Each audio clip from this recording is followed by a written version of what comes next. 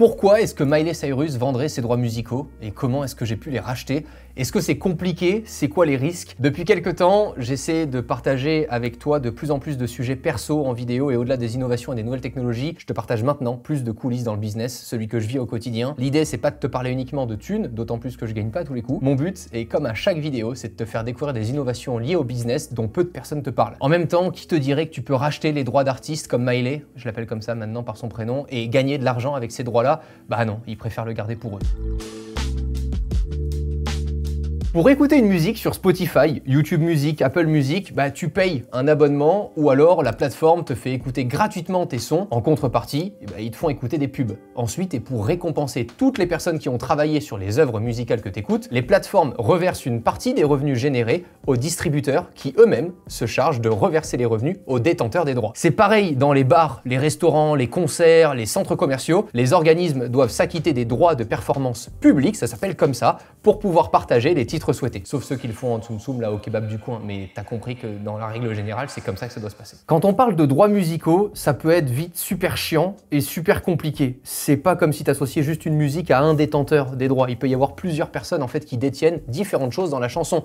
La composition, les paroles, les droits d'auteur, t'as aussi différentes sources comme les licences qui elles sont utilisées dans les sons qui sont utilisés dans les films, mais il y a aussi encore les droits numériques pour ce qui concerne les plateformes de streaming ou les droits publics comme on l'a dit tout à l'heure pour les bars et tout ça. Donc je vais pas essayer d'imposer ma science puisque je suis encore novice en la matière, ça fait juste 2 ans que j'investis maintenant à titre perso là-dedans, mais ça peut être très vite compliqué, très vite dans le détail et pointu comme n'importe quel sujet d'investissement et n'importe quel sujet que tu connais pas encore. Donc évidemment, tout ça, ça prend du temps. Tu peux aussi faire pas mal de recherches parce que le but c'est pas de te proposer une vidéo tuto de A à Z. Différentes plateformes existent, Royalty Exchange, Songvest ou Royal.io, tous permettent à des compositeurs, auteurs ou investisseurs de vendre et d'investir dans des droits musicaux, films ou des droits numériques pour détenir 100% ou une partie des revenus générés par ces propriétés parce que, encore une fois, t'es pas obligé d'être le détenteur à 100%. Aujourd'hui et surtout avec les NFT, la blockchain, tu pourrais acheter des fragments de ces droits-là. Donc ça peut être très vite compliqué, mais encore une fois, le but pour moi ici, c'est d'essayer de rendre tout ça très très simple. Moi j'utilise la plateforme Royalty Exchange parce que je voulais détenir 100% des droits que j'achetais, mais il y a d'autres plateformes comme Royal.io par exemple qui te permet d'investir dans des fragments et donc sur 100% tu peux ne payer que 1% par exemple de ces droits-là pour bénéficier que de 1% des rendements qui vont être générés par ces droits-là. Ça dépend des plateformes, je les utilise pas toutes. Vous pouvez encore une fois faire vos recherches et je vous laisserai plusieurs liens dans la description. Et pour info, certaines de ces plateformes te permettent déjà l'investissement ou l'achat de droits par le biais de NFT dans la blockchain. Voilà, ça c'est à tous ceux qui me disaient que les singes en NFT ça servait à rien. Effectivement, par contre, la technologie NFT associée à la blockchain, c'est une folie. Maintenant que t'en sais un peu plus, je vais te raconter comment est-ce que j'ai pu racheter les droits de Miley Cyrus. Je me suis lancé sur internet il y a de ça 10 ans et en travaillant, j'ai mis de l'argent de côté, ce qui me permet d'investir depuis plusieurs années dans différents secteurs, toujours liés à l'innovation et aux choses que j'aime. Ce point est hyper important parce que c'est ce qui m'a emmené vers des investissements en droits musicaux et tu vas comprendre pourquoi. Hors de question pour moi de placer mon argent dans des secteurs que je ne connais pas ou que je n'aime pas. En fait, mon but premier, c'est d'apprendre en faisant et si au passage, je repars avec du bénéfice, c'est du bonus. Mais si je me plante, j'aurai au moins appris.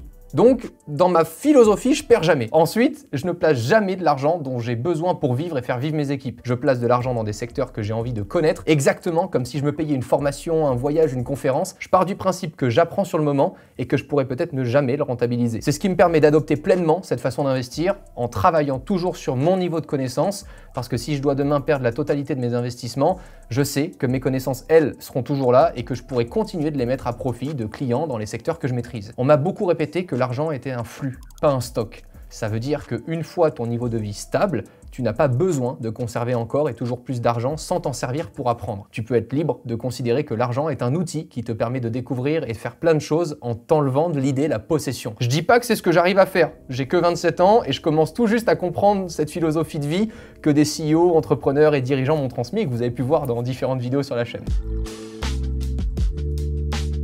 Les compositeurs, auteurs, maisons de disques, investisseurs peuvent avoir plein d'autres projets à financer et n'ont pas que ça à foutre d'attendre que des droits valorisés par exemple 100 000 €, leur rapportent 10 000 € chaque année. Ils préfèrent les vendre sur des plateformes comme je vous les ai présentées, 80 000 € maintenant, et pouvoir réinvestir cette somme dans un autre projet plutôt que d'attendre environ 8 ans pour toucher la même somme. Généralement, on se parle d'un rendement de 10 à 15% par an dans cette industrie, mais attention aux points négatifs que je vais te révéler juste après. Les droits musicaux peuvent être instables, impossible de savoir si dans 5 ans, la musique sera toujours autant écoutée, que ça soit sur les plateformes de streaming, dans les séries télé, les films dans lesquels elle est jouée. Il peut y avoir plein de raisons pour vendre ses droits en tant que détenteur, tout en sachant que la personne qui les rachète se plie au contrat et ne peut pas faire n'importe quoi avec. Quand j'ai racheté les droits musicaux de Miley Cyrus sur le titre Wrecking Ball, je détenais les rendements pendant 10 ans avant qu'ils ne reviennent au compositeur et je ne pouvais rien faire d'autre avec le titre. Tout est géré en ligne par les plateformes et les distributeurs qui te versent les droits. Je vais t'expliquer.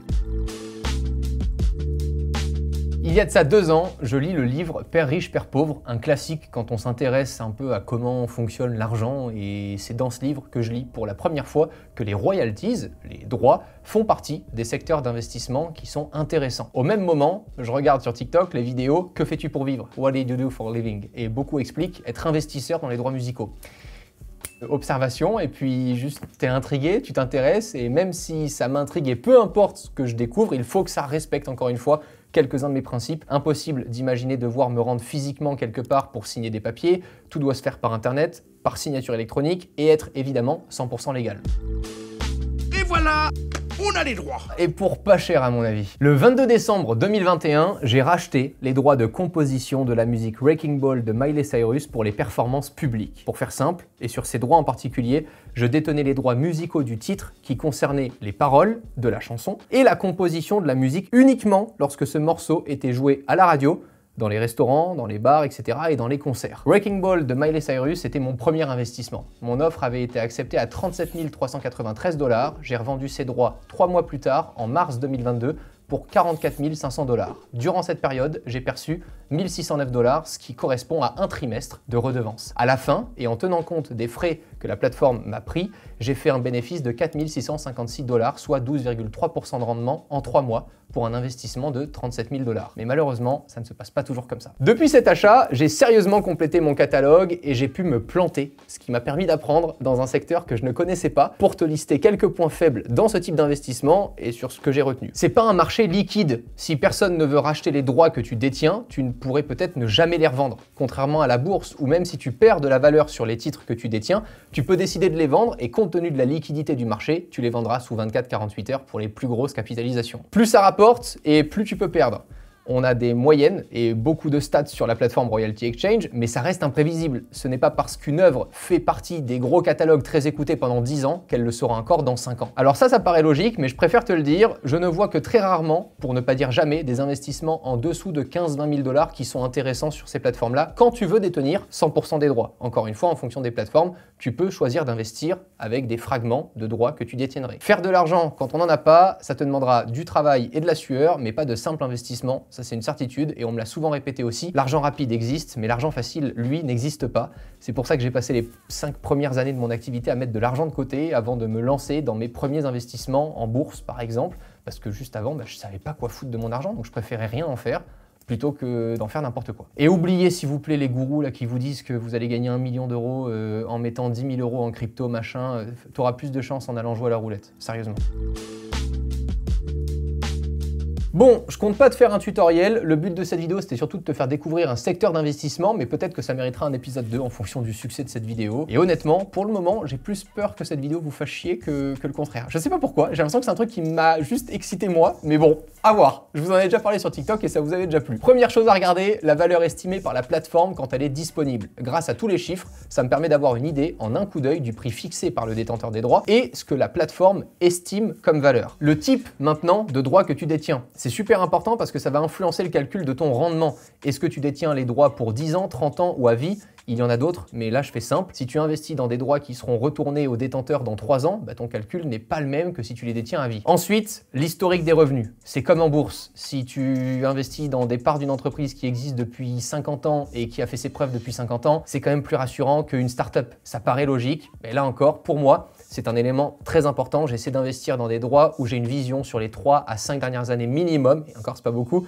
car les droits très récents me font prendre du coup de plus gros risques car moins de prévisionnel, même si encore une fois, cela ne te promet rien, ce ne sont que des stats. La répartition des revenus par musique. Ça peut être très filou, mais c'est un truc qui a fait que j'ai vraiment capoté sur des deals, parce que quand je vous dis que j'ai gagné 12 000 $ et tout, j'ai aussi perdu 20 000 $. Hein, voilà, donc c'est juste pour vous donner une idée quand même perdue. Je les ai pas revendus, donc pour l'instant je les ai pas perdus, mais on se connaît là-dessus. Voilà, j'ai acheté des droits beaucoup trop cher par rapport à ce qui me rapporte. Si tu achètes des droits qui comportent 200 titres, c'est super, ça te permet d'avoir un catalogue diversifié. Mais si les revenus ne sont faits que par un titre sur les 200, bah mieux vaut investir dans un catalogue plus petit et plus équilibré. Sans être sponsor, et si je dois t'expliquer pourquoi j'ai choisi Royalty Exchange, c'est parce que je voulais pas être dépendant d'une plateforme comme j'ai pu l'être en investissement dans les crypto-monnaies. Si Royalty Exchange n'est plus accessible, j'ai des documents électroniques qui prouvent que je suis le détenteur des redevances de ces droits et ça me permet d'aller contacter la source, les distributeurs. Toc toc toc, qui est là?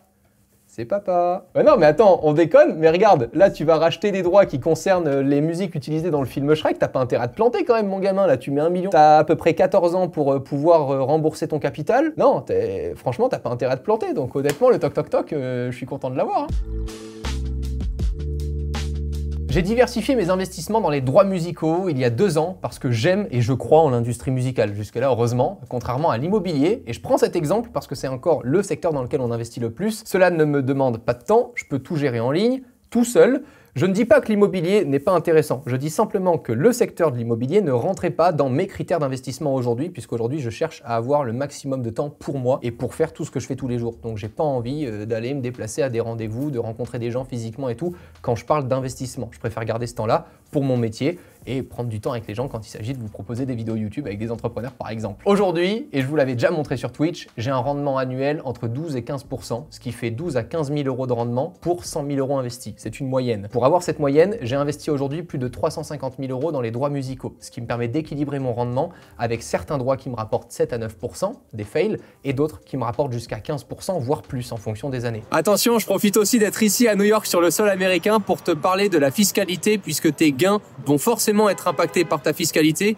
Moi, puisque je suis monégasque, Monaco ne rentre pas dans des conventions avec les États-Unis, ce qui fait que je suis taxé à hauteur de 30% sur toutes les redevances qui me sont versées et aussi bien sur les reventes de mes droits. Donc, et ça fonctionne pas que pour les droits musicaux, avant chaque investissement, renseigne-toi quand même bien sur la fiscalité. Je touche les rendements soit par trimestre, soit par mois, soit par année en fonction du calendrier des distributeurs. L'argent arrive directement sur le RIB que j'ai associé à la plateforme qui gère ces paiements. Je n'ai vraiment rien à faire. Une fois que je détiens les droits, j'attends. Voilà, c'est tout.